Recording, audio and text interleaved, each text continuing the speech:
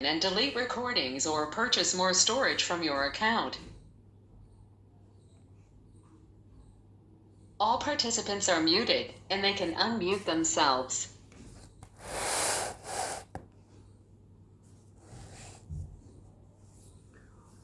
ओम नमोर्यंताणं नमो सिद्धाणं नमायर्याणं नमो वज्रायाणं नमो लोहे सव्वसाहुणम्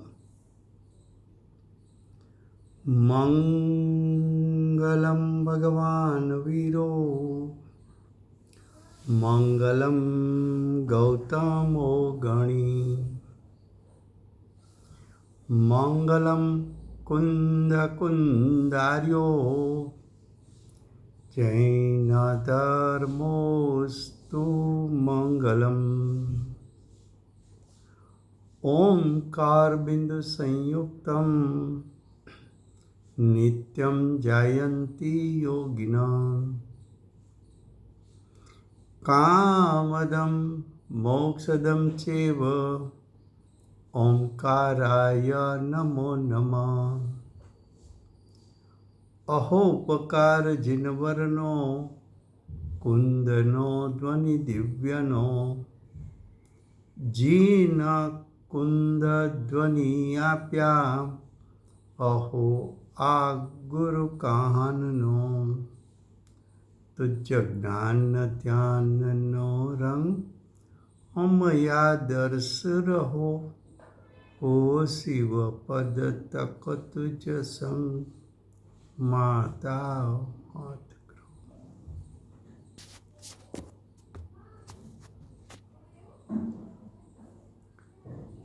ये समयसार नाम का परम अध्यात्म शास्त्र है। भगवत कुंकुंदाचार्य देव ने मांगलिक करके समयसार को दर्शाने की प्रतिज्ञा की है। समयसार अर्थात गुणभेद पर्याय भेद से रहित ज्ञानानंद स्वभावी ज्ञायक को आचार्य भगवान समयसार कहते हैं। ऐसा ज्ञायक का ध्यान करने से मोक्ष मार्ग और उसका फल मोक्ष की प्राप्ति होती है। ऐसे समयसार शास्त्र में कर्ता कर्म अधिकार चलता है। कर्ता कर्म अधिकार में गाथा 95, गाथा 95, गाथा 95 उसका हेडिंग है अब। अब का अर्थ है पूर्व गाथा में आचार्य भगवान ने अज्ञानी भाव्य भावक भावरूप परिणमन करके मिथ्यात्व अज्ञान अविरति को उत्पन्न करता है, ये बात बताई। भाव्य भावक भाव का अर्थ क्या है कि अज्ञानी परद्रव्य को सिर्फ जानता है कि परद्रव्य के भोगवटा का भाव है, तो के परद्रव्य को भोगवटा के भाव के साथ जानने के लिए जाता है। तो जो भोगवटा का भाव है,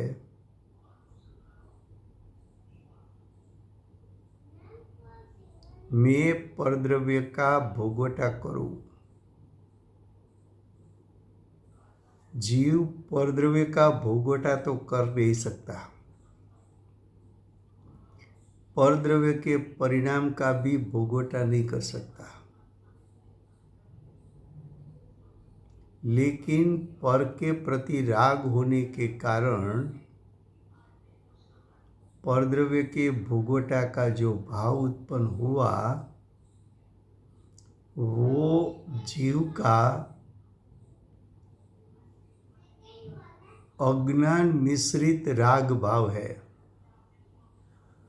वो अज्ञान मिश्रित राग भाव को अज्ञानी उसका भोगवटा करता है। तो ये भाव्य भावक भाव, ये विषय 94 गाथा में आचार्य भगवान ने बताया। अब इस गाथा में अज्ञानी को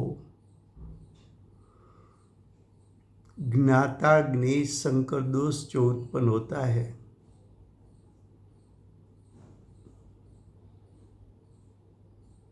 और ज्ञाता ज्ञेय संबंध के काल में जो अज्ञानी जीव ज्ञेय में एकाकार हो जाता है और ज्ञेय में एकाकार हो जाता है, तब मैं ज्ञायक हूँ,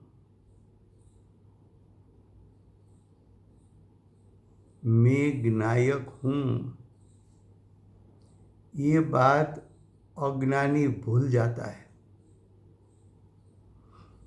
एकांत पर पदार्थ को जानकर उसमें एकाकार होकर मैं पर पदार्थ रूप हूँ, ऐसा ज्ञाता ज्ञेय संकर दोष खड़ा करता है।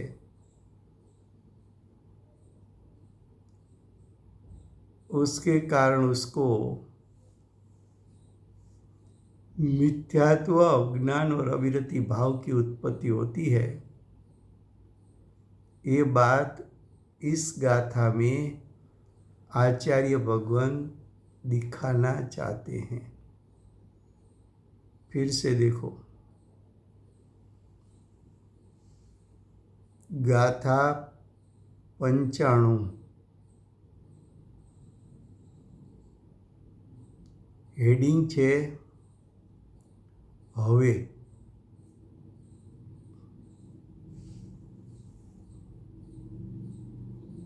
હવે એટલે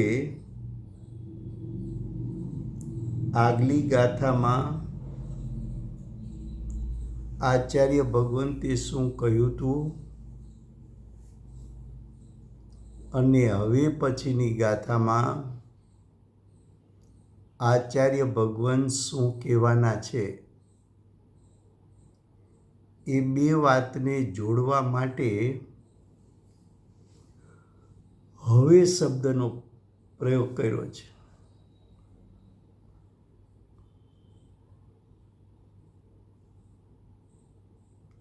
હવે અહીંયા હવેનો અર્થ શું છે?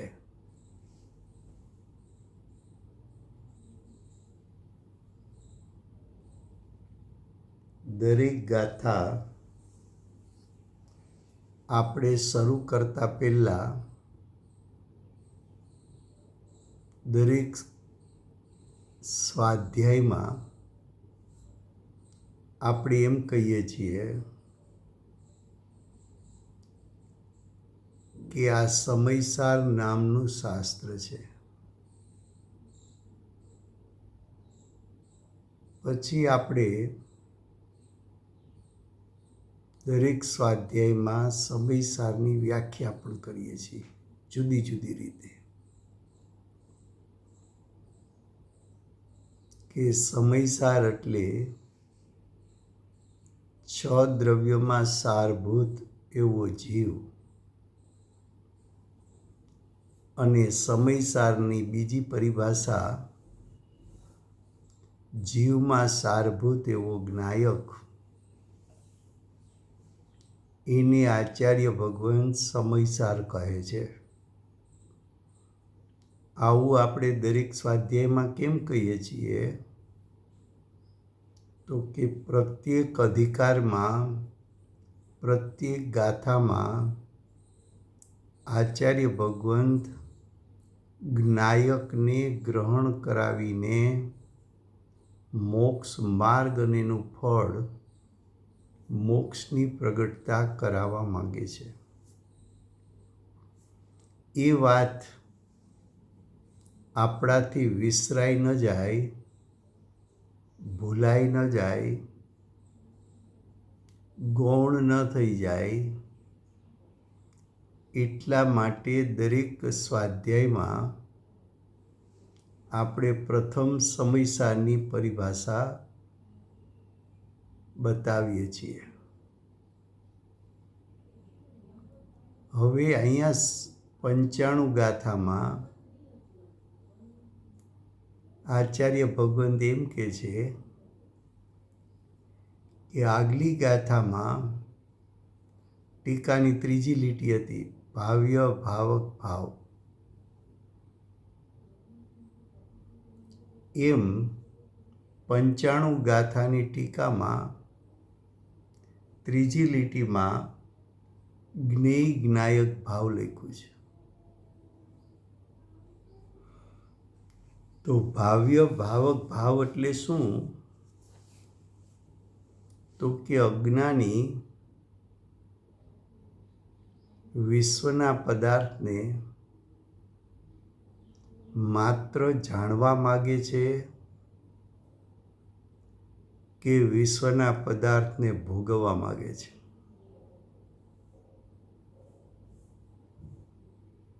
પાણીપુરી જોવે, મોઢામાં પાણી આવી જાય.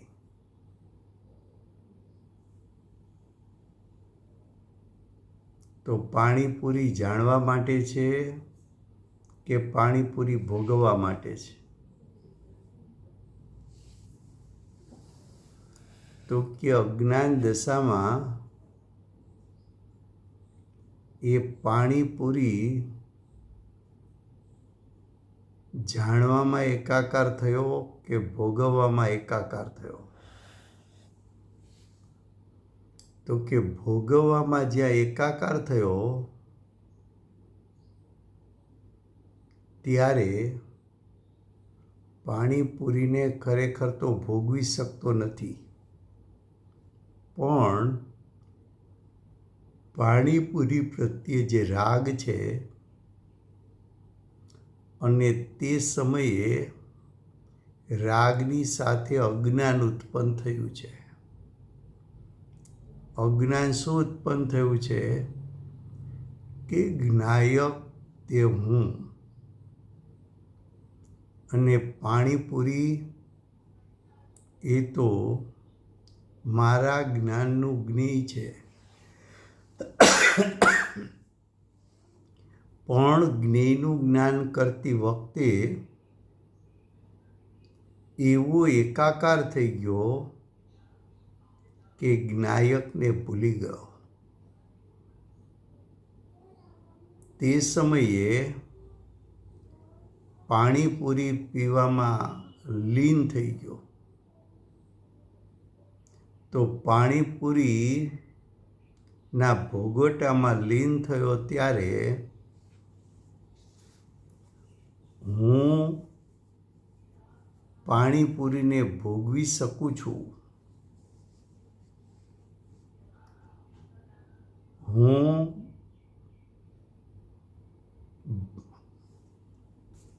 હું ભાવક એટલે કે હું ભોગવનાર. કોને ભોગવું છું? પરપદાર્થ પાણીપુરીને.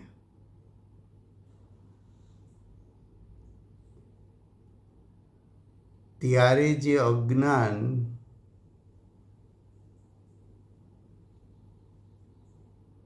અને જે રાગની ઉત્પત્તિ થઈ એ અજ્ઞાન મિશ્રિત રાગનો ભોગવટો જીવ કરે છે. ખરેખર પાણીપુરીને ભોગવતો જ નથી. પાણીપુરી તો અચેતન જળ પદાર્થ છે અને અચેતન જળ પદાર્થ એના પરિણામને તું ચેતનવંતો જીવ ભોગવી કેવી રીતે શકે? તો આગલી ગાથામાં ભાવ્ય ભાવક ભાવ બતાવ્યો હતો. અહીંયા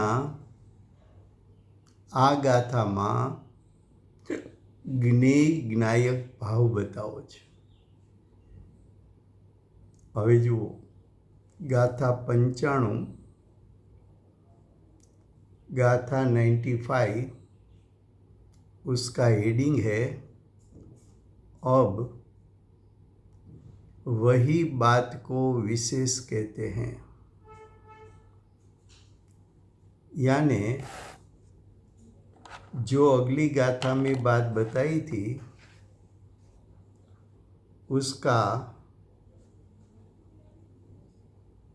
अधिक विस्तार ये गाथा में करते हैं. अगली गाथा में भाव्य भावक भाव की मुख्यता से बताया था.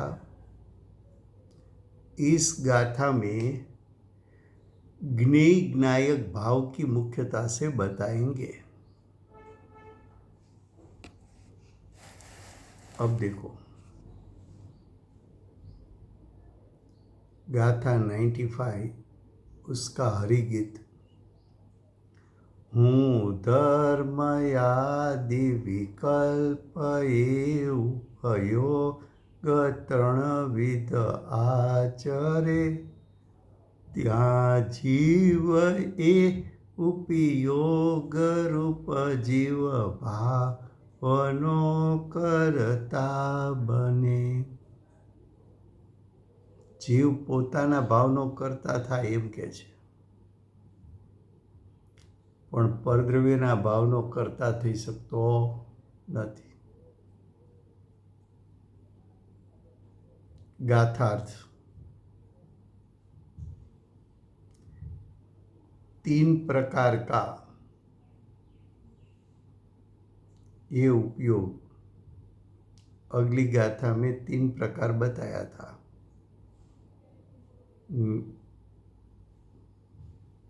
मिथ्यात्व, अज्ञान અને अविरति, ये 3 प्रकार का उपयोग मैं धर्मास्तिकाय आदि हूँ. आदि का अर्थ है मैं अधर्म द्रव्य हूँ, मैं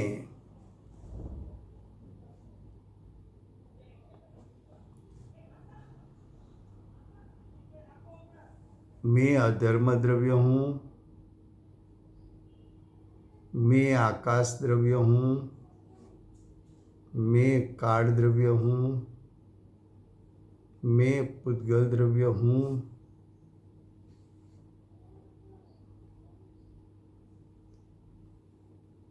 तो धर्मास्तिका आदि,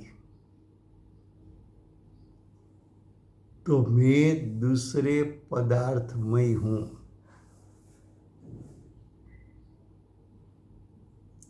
मैं कौन हूँ? तो मैं का अर्थ है ज्ञायक. धर्मास्तिका आदि क्या है? ज्ञेय पदार्थ.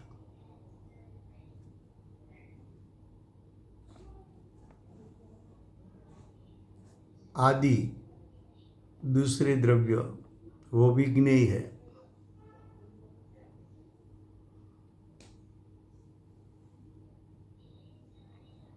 अब आगे क्या कहा? मैं धर्मास्तिका आदि हूँ, ऐसा स्वयं का विकल्प यहाँ कौन सा जीव लिया है? अज्ञानी जीव। तो अज्ञानी जीव का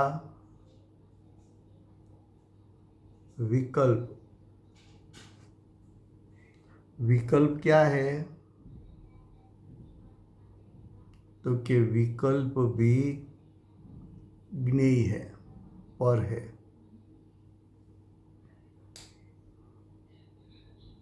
विकल्प राग है। राग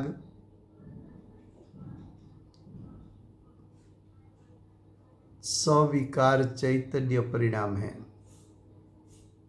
और सविकार चैतन्य परिणाम को ज्ञायक की सापेक्षता से पर कहा है।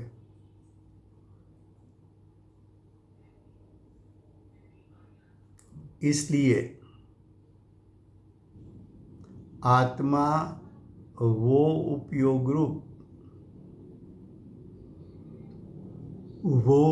का अर्थ है आत्मा मिथ्यात्व अज्ञान अविरति रूप स्वयं के भाव का कर्ता होता है।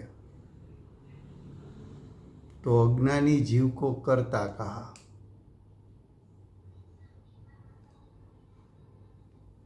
और अज्ञानी जीव के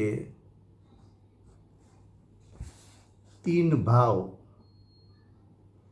मिथ्यात्व, अज्ञान, अविरति, ये 3 भाव अज्ञानी का कर्म है।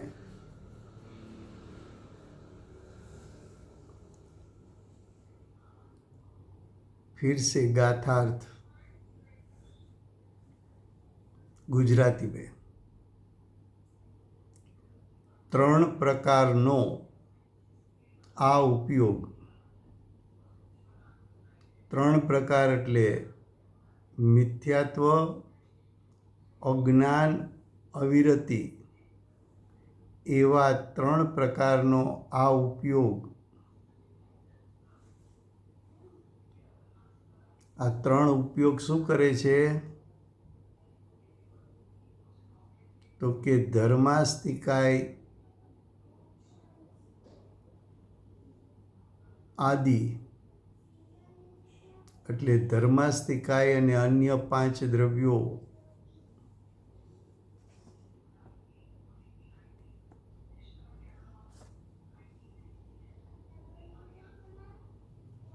એ ધર્માસ્તિકાય અને અન્ય 5 દ્રવ્યો એ હું છું એવો વિકલ્પ અજ્ઞાની કરે છે।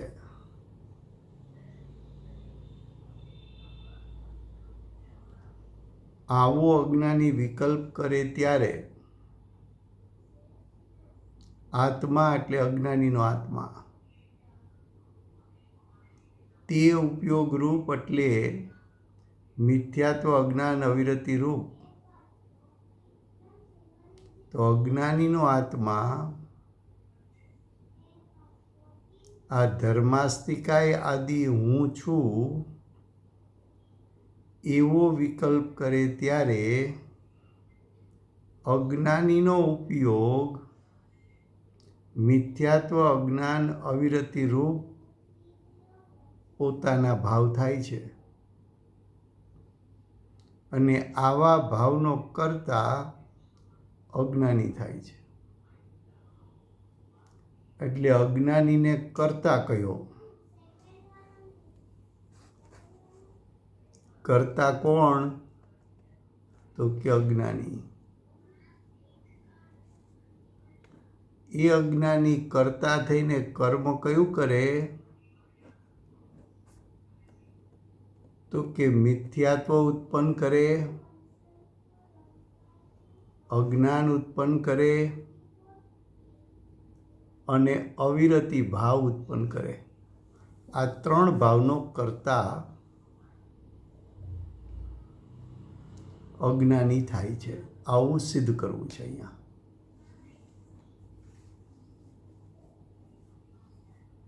फिर से एक बार।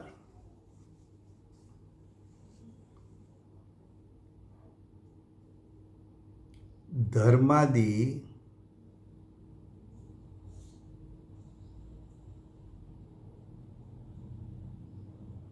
આ ધર્માદિ એટલે કે ધર્મ અધર્મ આકાશકાળ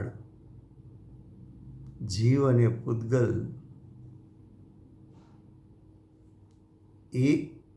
એ सभी द्रव्य में हूँ ऐसा विकल्प अज्ञानी जीव ने खड़ा किया, तब अज्ञानी का उपयोग मिथ्यात्व अज्ञान अविरति रूप उसका परिणमन हुआ। तब ऐसा कहने में आता है कि अज्ञानी जीव करता है और मिथ्यात्व अज्ञान अविरति भाव अज्ञानी का कर्म है।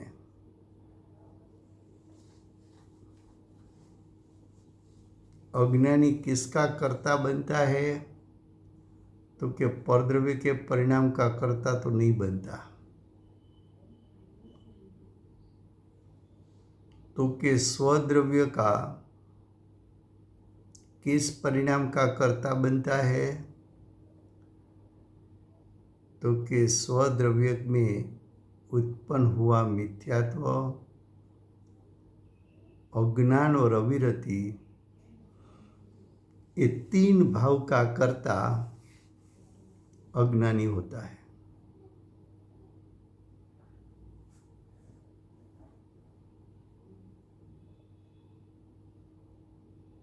फिर से गुजराती में ये गाथा में आ गाथा में शू सिद्ध करवू छे? तो कि अज्ञानी जीव धर्म अधर्म आकाश काल अन्य अन्य जीव पूतगलो एमां हूँपणું करे छे त्यारे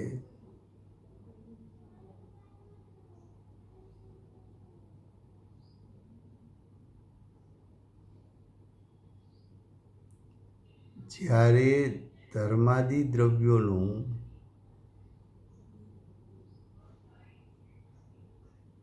ચિંતન કરે છે ત્યારે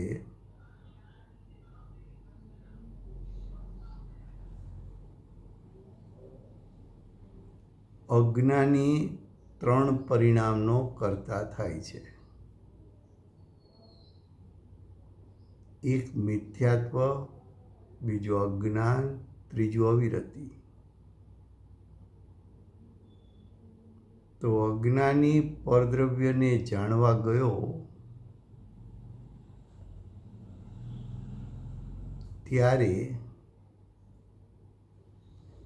મિથ્યાત્વ અજ્ઞાન અવિરતિ એ ત્રણ પરિણામો જીવની સત્તામાં ઉત્પન્ન થયા। અજ્ઞાની જીવની સત્તામાં ઉત્પન્ન થયા। એ ત્રણ પરિણામનું કર્તા કોણ? તો કે અજ્ઞાની જીવ। એમ આ ગાથામાં સિદ્ધ કરવું છે। अब देखो टीका।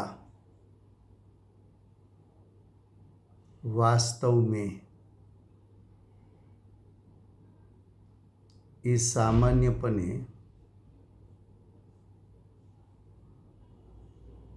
अज्ञान रूप ऐसा जो मिथ्या दर्शन अज्ञान अविरति रूप तीन प्रकार का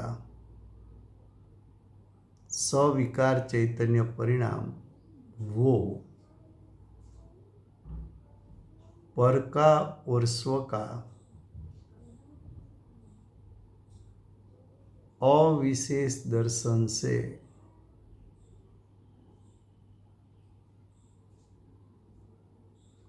अविशेष ज्ञान से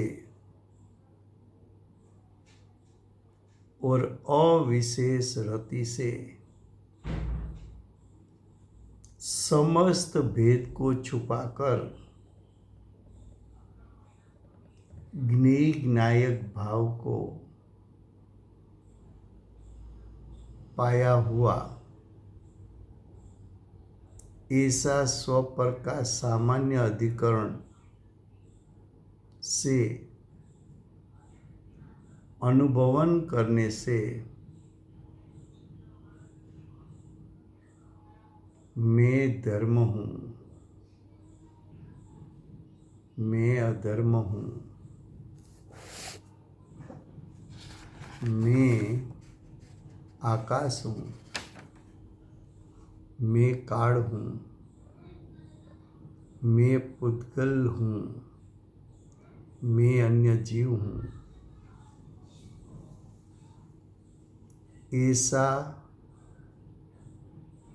स्वयं का विकल्प उत्पन्न करते हैं।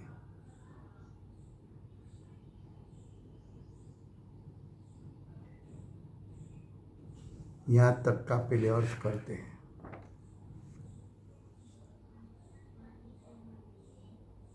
देखो टीका पहले से पढ़ो। वास्तव में ये सामान्यपने का अर्थ क्या है कि स्व पर में भेद किए बिना स्व पर को एकाकार करके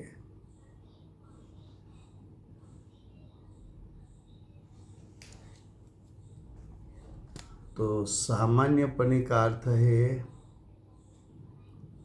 स्व पर में एकाकार होने से स्व पर में एकाकार हो गया। क्या स्व क्या पर, उसका भेद ही नहीं रखा। तो स्व पर को एकाकार जानना वो अज्ञान रूप परिणाम है। तो कि अज्ञान रूप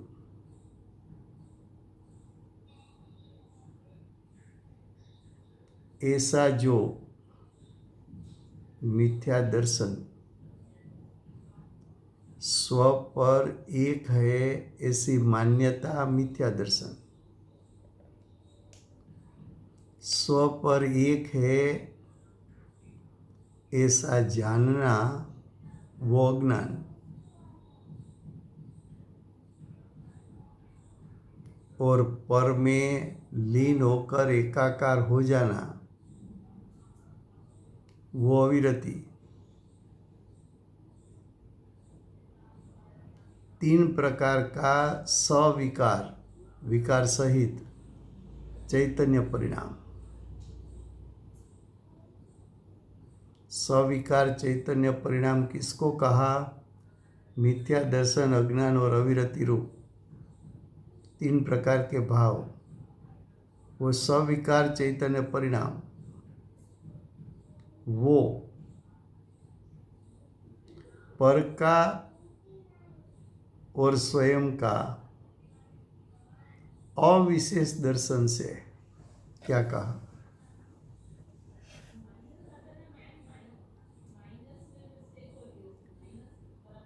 जीव परद्रव्य को जानने के लिए गया, तब किया क्या?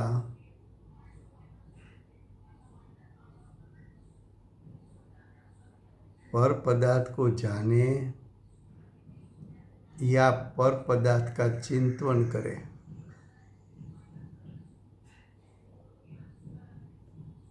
तो पर पदार्थ का चिंतन वो विकल्प है,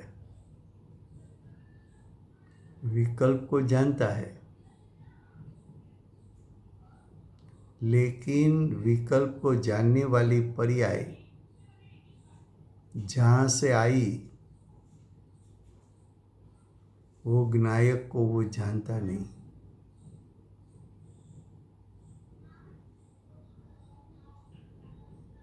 मेरा ज्ञान स्वपर प्रकाशक है,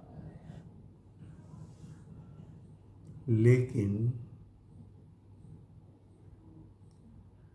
पर के मोह में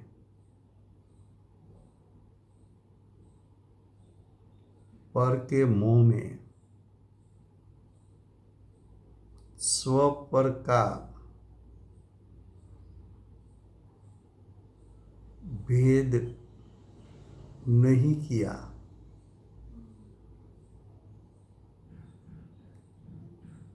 स्व में हूँपना करना चाहिए वो छोड़कर, स्व में हूँपना करना चाहिए वो छोड़कर पर में हूँपना कर लिया, वो मिथ्या दर्शन। स्वपर प्रकाशक ज्ञान ज्ञायक को भी जान सकता है, विकल्प को भी जान सकता है, पर को भी जान सकता है। विकल्प भी ज्ञेय है, पर द्रव्य भी ज्ञेय है।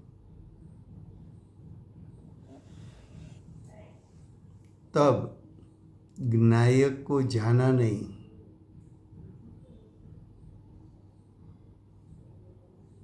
पर को जानने में लीन हो गया, ज्ञायक गौण हो गया। वो अज्ञान है। और स्वयं की दृष्टि और उपयोग ज्ञायक में स्थिर रहना चाहिए। उसके स्थान पर में लीनता की, वो अविरति रूप भाव। देखो, जो ज्ञान उत्पन्न होने के साथ मैं ज्ञायक हूँ और धर्मादि का चिंतन, धर्मादि का विकल्प, वो विकल्प ज्ञायक के लिए पर है। धर्म द्रव्य तो पर है, ज्ञेय है, लेकिन ज्ञेय को जानने का विकल्प भी पर है, ज्ञेय है।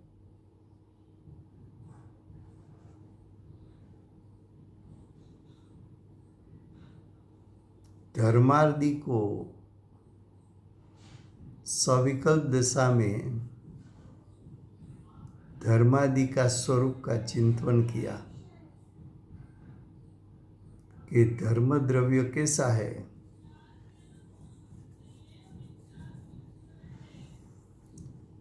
तो कि स्वयं गति करते जीव पुद्गल को गति में निमित्त हो सके, ऐसा शक्ति रूप सामर्थ्य वाला धर्म द्रव्य है। धर्म द्रव्य कैसा है? स्वभाव से निमित्त स्वभावी है। धर्म द्रव्य कैसा है? अनंत जीव, अनंत अनंत पुद्गल परमाणु एक साथ त्रणेय काल प्रति समय गति करे तो अनंत काल तक अनंत जीव पुद्गल परमाणु के गति में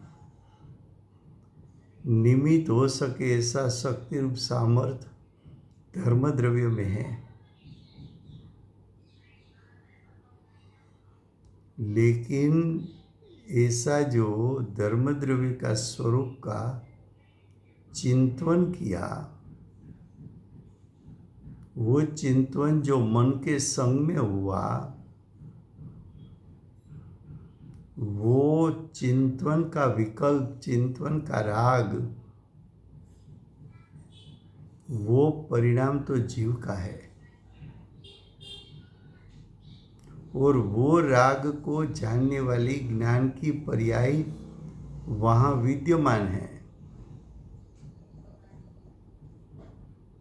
और वो ज्ञान की पर्याय जहाँ से आई, कहाँ से आई? ज्ञायक में से।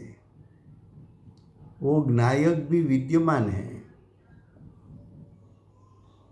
लेकिन ज्ञान की पर्याय विकल्प में, पर में, ज्ञेय में एकाकार होकर विकल्प को जाना, लेकिन ज्ञायक को नहीं जाना। तब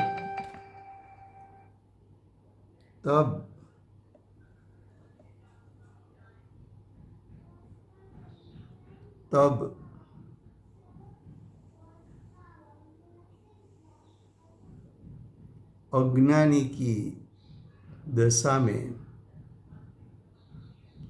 ये विकल्प में हूँपना हुआ, वो मिथ्या दर्शन। ज्ञायक और विकल्प दोनों के बीच में भेद ज्ञान नहीं हुआ, वो अज्ञान। और विकल्प में लीनता करना, वो अविरति रूपी भाव। ऐसा 3 प्रकार का जो भाव उत्पन्न हुआ, वो अज्ञानी को उत्पन्न हुआ, अज्ञानी की सत्ता में उत्पन्न हुआ। वो 3 परिणाम स्वतंत्रपणे अज्ञानी ने किया, तब अज्ञानी को मिथ्या दर्शन का कर्ता, अज्ञान का कर्ता और अविरति रूप भाव का कर्ता कहने में आता है।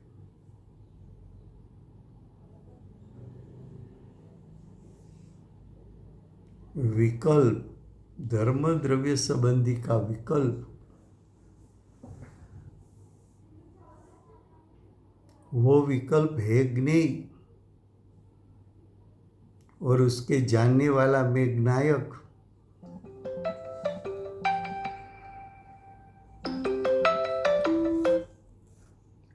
રાજુભાઈ ઓફલાઈન થઈ ગયા? ઓ સોરી, કટ, કોઈનો ફોન આવ્યો ને, કટ થઈ ગયો હશે, ફરી પાછો જોડું છું. ઓકે ઓકે ઓકે, તો બધા અમે રીજોઈન થઈએ? હા, ચાલ છે, Okay. જોડ. હા,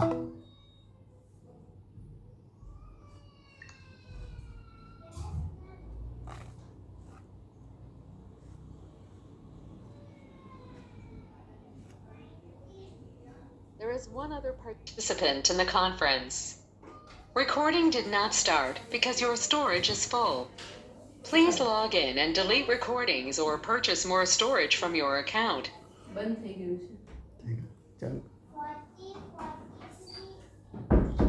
क्या कहा फिर से? ये धर्म द्रव्य है, उसका स्वरूप का चिंतन किया कि ये धर्म द्रव्य अरूपी है, लोकाकाश व्यापी है, त्रिकाल है, स्वयंभू है, उसका कोई कर्ता नहीं है, अनादि का है, अनंत काल तक रहने वाला है। वो द्रव्य निमित्त स्वभावी है, उसका कार्य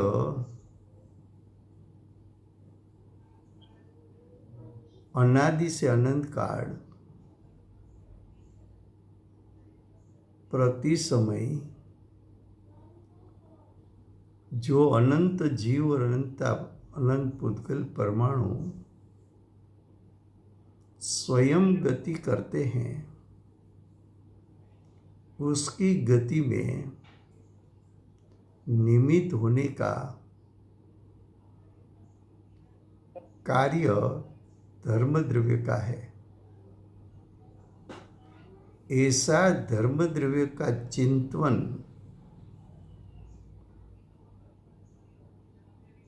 ऐसा चिंतन का विकल्प तो जीव के लिए धर्म द्रव्य परद्रव्य है। जैसा धर्म द्रव्य परद्रव्य है, परज्ञेय है, वैसी तरह ज्ञायक के लिए धर्म द्रव्य का चिंतन का जो भाव है वो परलक्षी भाव भी ज्ञायक के लिए पर है, परज्ञेय है। जब ये विकल्प चलता है, धर्म द्रव्य के बारे में चिंतन चलता है, तब चिंतन का विकल्प को जानने वाला ज्ञान भी है, और वो ज्ञान ज्ञेय में से आया नहीं, विकल्प में से आया नहीं, धर्म द्रव्य में से आया नहीं। वो ज्ञान आया है ज्ञायक स्वभाव में से। तो वहाँ ज्ञायक स्वभाव स्व है, विकल्प पर है। तो जो प्रगट ज्ञान है ये ज्ञायक स्व है, विकल्प पर है। ऐसा स्वपर प्रकाशक ज्ञान करके ज्ञेय का विकल्प का लक्ष्य छोड़कर ज्ञायक सन्मुख हो जाना चाहिए। उसके स्थान पर अज्ञानी धर्म द्रव्य के चिंतन के विकल्प में एकाकार हो गया और ज्ञायक का लक्ष्य रहा नहीं, ज्ञायक को जाना नहीं, ज्ञायक को गौण कर दिया, ज्ञायक को इग्नोर कर दिया। तब अज्ञानी की दशा में मिथ्यात्व, अज्ञान, अविरति तीन प्रकार का जो भाव उत्पन्न होता है, वो तीनों भाव का कर्ता अज्ञानी होता है।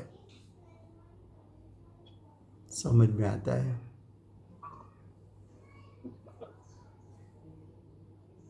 પણ કેટલી વારમાં फिर से गुजराती में ના પછી બેસતું નહીં હા ભાભીને ત્યાં બહુ फिर से આફ્ટર 6 કેમ Devyani All participants are muted and they can unmute themselves. फिर से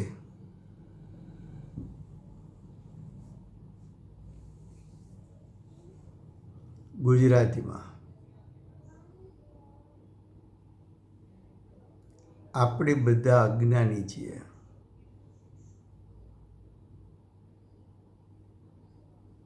ધર્મ દ્રવ્ય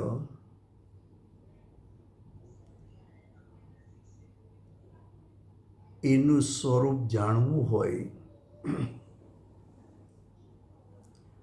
તો ધર્મ દ્રવ્યનું સ્વરૂપ શાસ્ત્રમાં શું કહ્યું છે એને વાંચીને ચિંતન કરે. તો ચિંતન से કર્યું ત્યારે શું કર્યું? તો કે ચિંતન છે એ વિકલ્પ છે,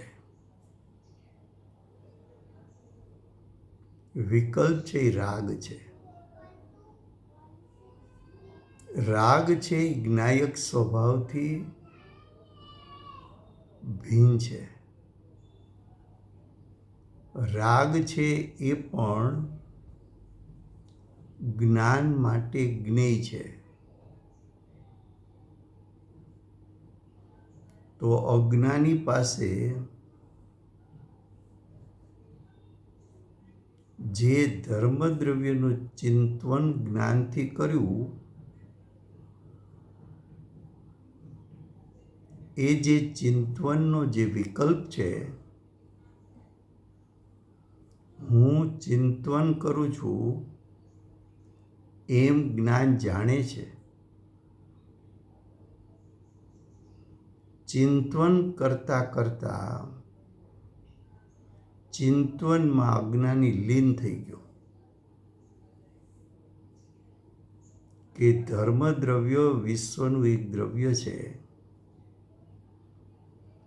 અરૂપી દ્રવ્ય છે,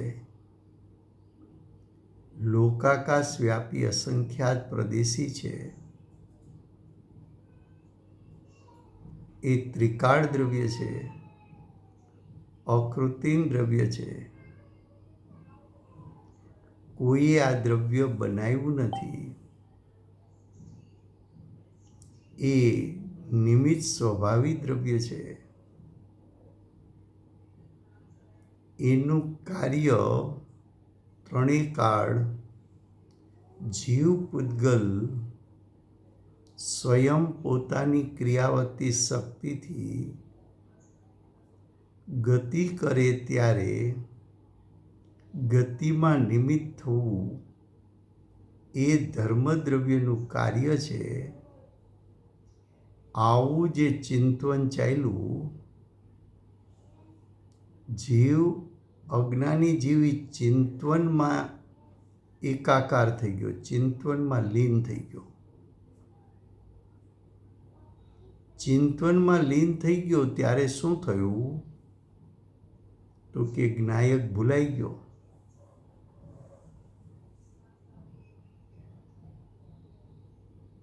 આ ચિંતન છે, આ ચિંતન થઈ રહ્યું છે, એવું ચિંતનના કાળે જ્ઞાન ચિંતનને જાણે છે. પણ જ્ઞાનની પર્યાય છે તો સ્વપર પ્રકાશક. તો જ્ઞાનની પર્યાય વિદ્યમાન છે, વિકલ્પ વિદ્યમાન છે. અને જ્ઞાન આવ્યું ક્યાંથી? તો કે જ્ઞાન આવ્યું જ્ઞાયક સ્વભાવમાંથી. તો વાં જ્ઞાયક સ્વભાવ પણ છે. જ્ઞાયક સ્વભાવ સ્વ છે અને ધર્મદ્રવ્યનો ચિંતનનો વિકલ્પ એ જ્ઞાયક માટે પર છે, જ્ઞેય છે. જે જ્ઞાન વિકલ્પમાં રોકાણું, વિકલના જાણપણામાં રોકાણું, એ જ્ઞાને જ્ઞાયક સ્વભાવને ન જાણ્યો, જ્ઞાયક સ્વભાવનું લક્ષ ન કર્યું. જ્ઞાન ક્યાં એકાગ્ર થઈ ગયું? તો કે ધર્મદ્રવ્યના જાણપણાના વિકલ્પમાં જ્ઞાન લીન થઈ ગયું. ખરેખર જ્ઞાને શું કરવું જોઈએ? તો વિકલ્પને વિકલ્પ તરીકે, પર તરીકે જાણીને એનું લક્ષ છોડીને આ જ્ઞાનની સરવાણી, જ્ઞાનનો પ્રવાહ જ્યાંથી આવ્યો એ જ્ઞાયકને ગ્રહણ કરીને, જ્ઞાયકને અનુસરીને, પરિણમન કરીને સમ્યક જ્ઞાન પ્રગટ કરી લેવું જોઈએ. પણ અજ્ઞાની વિકલ્પમાં રોકાઈ ગયો ત્યારે અજ્ઞાનીની દશામાં મિથ્યાત્વ, અજ્ઞાન, અવિરતિ ભાવ ઉત્પન્ન થયા. મિથ્યા દર્શન એટલે હું જ્ઞાયક છું અને ધર્મદ્રવ્યને જાણવાનો વિકલ્પ એ પર છે, તો હું જ્ઞાયક અને વિકલ્પ પર એવી ભિન્નતાનું શ્રદ્ધા ન કર્યું, માટે મિથ્યા દર્શન ઉત્પન્ન થયું. હું જ્ઞાયક અને ધર્મદ્રવ્યને જાણનારો વિકલ્પ એ પર એવું સ્વ અને પર વચ્ચે ભેદ જ્ઞાન ન કર્યું, માટે અજ્ઞાન ઉત્પન્ન થયું. અને જ્ઞાયક સ્વભાવમાં લીન થવાની બદલે વિકલ્પમાં લીન થઈ ગયો, એકાકાર થઈ ગયો, ત્યારે અવિરતિ ભાવ એટલે પ્રીતિ ભાવ એટલે કે રાગ ભાવ ઉત્પન્ન થયો. તો અજ્ઞાનીને ધર્મદ્રવ્યમાં હુંપણું કરતા, ધર્મદ્રવ્યમાં જાણપણું કરતા સમયે જ્ઞાયકને વિસરી જવું અને એ વિકલ્પમાં સ્થિરતા કરવી, રમણતા કરવી, એમાં રોકાઈ જવું, લીન થઈ જવું, તો એનાથી અવિરતિ ભાવ ઉત્પન્ન થયો. તો અજ્ઞાનને કારણે પોતાની દશામાં ઉત્પન્ન થયેલા મિથ્યાત્વ, અજ્ઞાન ને અવિરતિ, આ ત્રણ ભાવનો કરતા અજ્ઞાની પોતે છે. ખ્યાલમાં આવે છે?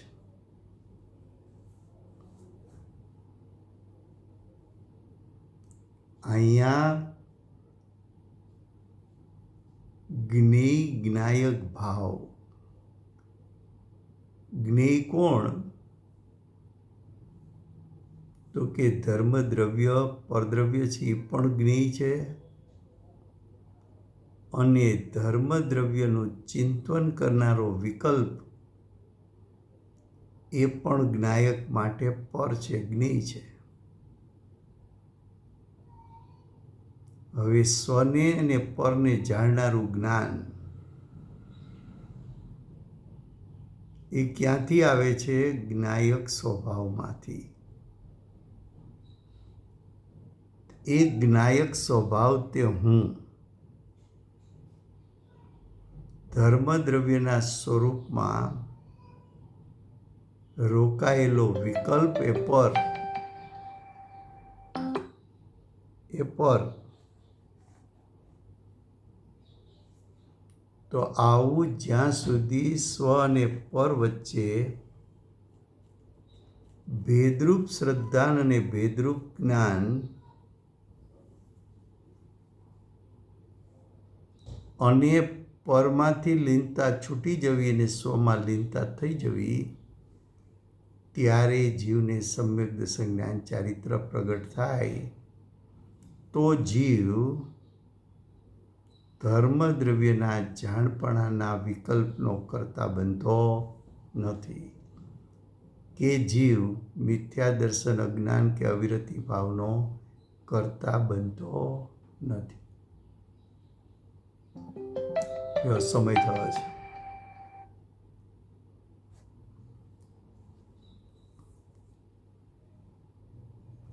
હવે વિશેષ કાલે ચાલશે પાછું.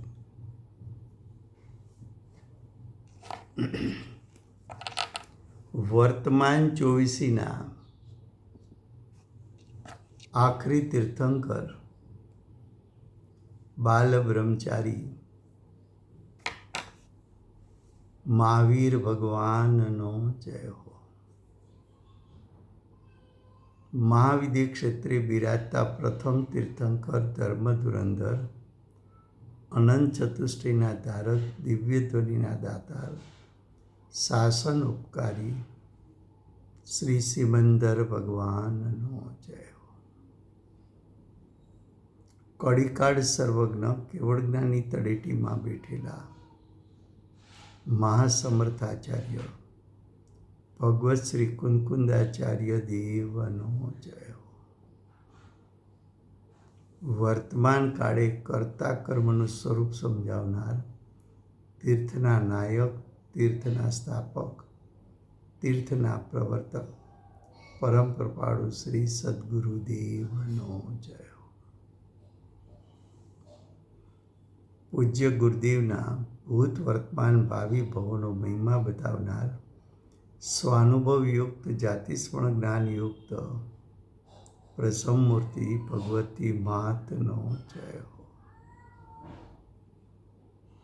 સમ્યક દર્શનની પ્રાપ્તિમાં નિમિત્તરૂપ સર્વ જીનવાણી માતનો જય હો. પૂજ્ય ગુરુદેવ અને માતાજીની સાધના ભૂમિ સુવર્ણપુરી ધામનો જય હો. સુવર્ણપુરી ધામમાં બિરાજતા સર્વે દેવશાસ્ત્ર ગુરુ ભગવંતનો જય હો. વર્તમાન ગુરુ અને ભવિષ્યના તીર્થંકર શ્રી સૂર્યકીર્તિ ભગવાનનો જય હો. શ્રી સૂર્યકીર્તિ ભગવાનના સમવસરણના મુખ્ય ગણધર દેવેન્દ્ર કીર્તિનાથ ભગવાનનો જય હો. પરમ દિગંબર જૈન ધર્મનો જય હો. Thank you Rajubhai. જય જિનેન્દ્ર. જય જિનેન્દ્ર. Thank you Rajubhai. જય Jinendra. Thank you very much Rajubhai. જય જિનેન્દ્ર. જય જિનેન્દ્ર. Thank you Rajubhai. જય જિનેન્દ્ર. જય જિનેન્દ્ર.